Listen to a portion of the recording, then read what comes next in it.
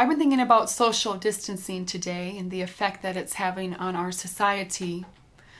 During a time of crisis, we as people, we like to be together. We like to embrace those that we love. And we are being instructed to do the exact opposite. I want to make it clear at the beginning of this that, of course, I believe that if I'm sick or you're sick, we should separate ourselves so that we don't make others sick. And we should be very thoughtful of the elderly and those that could be affected by it. However, it feels to me like there could be another agenda behind the social distancing that is going on today. Those that have been in power have been encouraging social distancing long before we've ever heard about the coronavirus.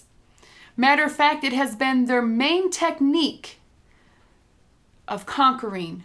First divide and then conquer. We can think of many examples of how they have used this. One of them is definitely through stereotyping. You're probably looking at me right now and you're saying, look at the way that lady's dressed.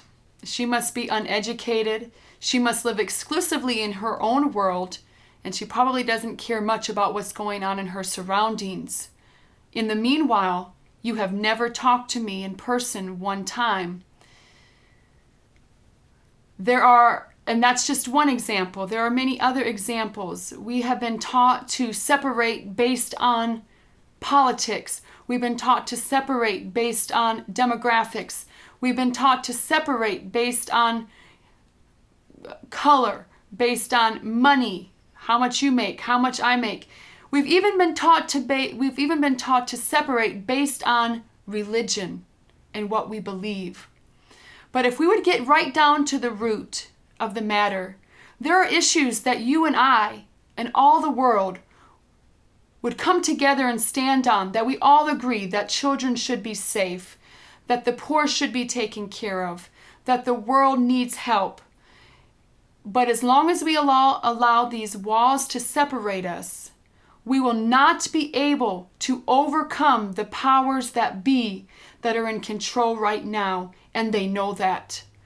But the day that you and I come together and stand together for one single truth will be the day that we will get something accomplished.